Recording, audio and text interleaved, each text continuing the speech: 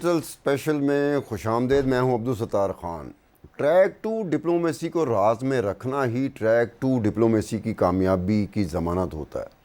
لیکن track two diplomacy کے کچھ قصے سالہ سال گزر جانے کے بعد بھی راز ہی میں رہتے ہیں. نواز شریف صاحب کے 1997 سے 1999 دور کے دوران بھی ٹریک ٹو ڈپلومیسی عروج پر رہی، اور اسی زمانے میں نواز شریف صاحب اور اس وقت کے فوج کے سربراہ جنرل پرویز مشرف مرحوم کے درمیان تعلقات کی نوعیت کا ایک بڑا حصہ اسی ٹریک ٹو ڈپلومیسی کی نظر ہوتا رہا. جون 1999 میں دو بڑی اہم نوعیت کے واقعات کا بہت کم لوگوں کو علم ہوا. دوسرا، ان دونوں سیکرٹ واقعات کے بہت سے حصے آج بھی سیخۂ راز میں ہیں. جون 1999 میں 3 مرتبہ خفیہ طور پر گورنر پنجاب کا جہاز دلی بھارت گیا تھا، لیکن یہ بات آج تک ثابت نہیں ہو سکی کہ گورنر پنجاب کے جہاز کے 3 مرتبہ دلی پرواز میں کون کون مسافر دلی گیا تھا. تینوں مرتبہ گورنر پنجاب کا جہاز لاہور سے اسلام آباد جاتا تھا، پھر اسلام آباد سے دلی کی طرف پرواز کر جاتا تھا. تینوں مرتبہ گورنر پنجاب کے جہاز کے پاکستان اور دلی میں فضائی حدود کو کنٹرول کرنے والی سول ایویشن اتھارٹیز کی اجازت، منظوری اور کلیئرنس شامل تھی. گورنر پنجاب کا جہاز پہلی مرتبہ 15 جون 1999 کو دلی گیا تھا، دوسری مرتبہ 25 جون 1999 کو اور تیسری مرتبہ 26 جون کو دلی کے لیے پرواز کیا تھا. ایک اور بات بھی دلچسپی کا باعث بن جاتی کہ جب گورنر پنجاب کا جہاز جون 1999 کے مہینے میں 3 مرتبہ خفیہ طور پہ دلی گیا تھا، تو اس دوران اس وقت کے گورنر پنجاب شاہد حامد ملک سے باہر تھے.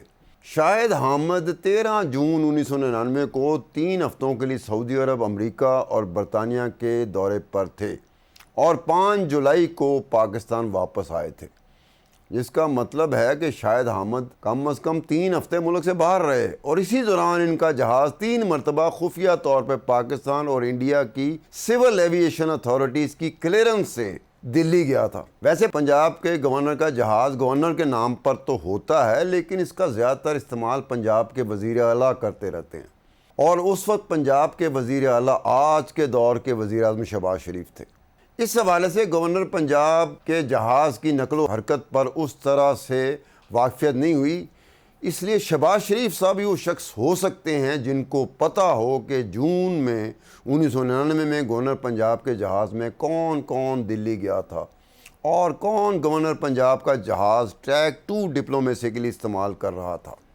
اس لیے اس پروازوں کو خفیہ رکھا گیا تھا. ایک اور دلچسپ بات یہ ہے کہ اس وقت پنجاب اسمبلی کے اسپیکر پرویز الہی تھے، جو گورنر شاہد حامد کے ملک سے غیر حاضری کی بنیاد پر پنجاب کے قائم مقام گورنر بن گئے تھے. لیکن حیرت کی بات یہ ہے کہ پرویز الہی صاحب کو بھی اس بات کا علم نہیں تھا کہ گورنر پنجاب کے جہاز کی 3 مرتبہ دلی روانگی اور واپسی میں مسافر کون تھے. پرویز الہی صاحب کا تو یہاں تک نہیں پتا تھا کہ گورنر کا جہاز 3 مرتبہ دلی گیا بھی ہے کہ نہیں گیا.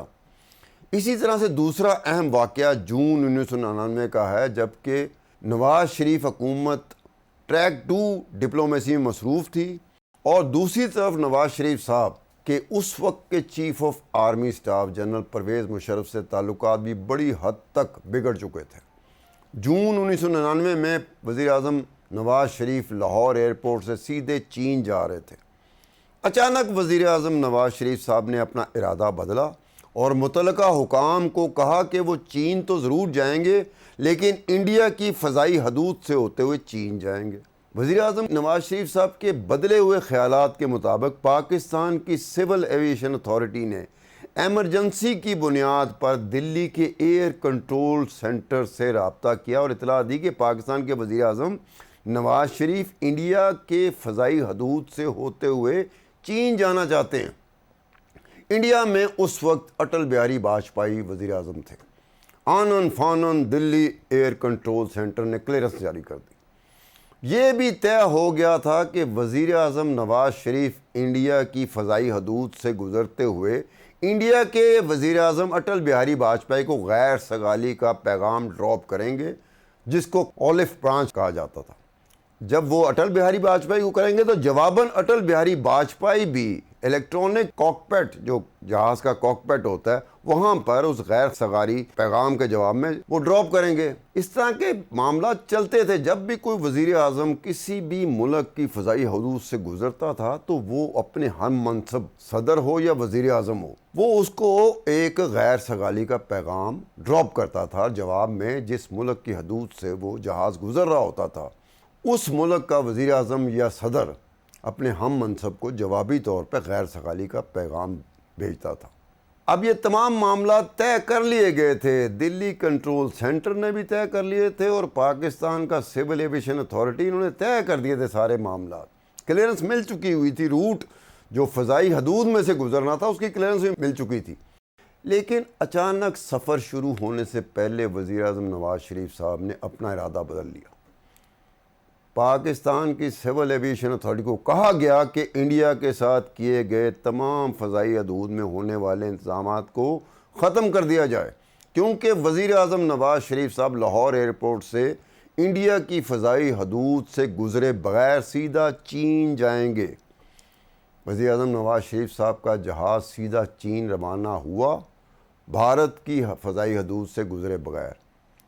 اب سوال یہ پیدا ہوتا ہے کہ نواز شریف صاحب نے کیا سوچ کر پہلے بھارت کی فضائی حدود سے گزر کر چین جانے کا فیصلہ کیا، پھر جب تمام انتظامات مکمل کر لیے گئے تو ایک مرتبہ پھر نواز شریف صاحب نے اپنا ارادہ بدل لیا۔ کیا نواز شریف صاحب نے از خود اپنا ارادہ بدلا یا پھر اس وقت کے chief of army staff general Pervez Musharraf مرحوم کے کہنے پر اپنا فیصلہ بدلا؟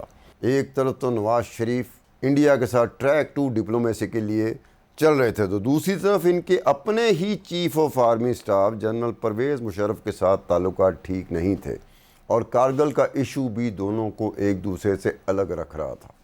اب اس طرح کے واقعات ٹریک 2 ڈپلومیسی کے حوالے سے چلتی ہیں۔ بہت سارے حصے ایسے ہوتے ہیں جو راز میں ہی رہتے ہیں، ان لوگوں کو نہیں پتہ چلتا، میڈیا کو نہیں پتہ چلتا۔ بہت کم چیزیں ہوتی ہیں جو بائی ایکسیڈنٹ، بائی چانس جن کا پتہ چلتا ہے، اور وہ بھی دستاویزات کے ساتھ۔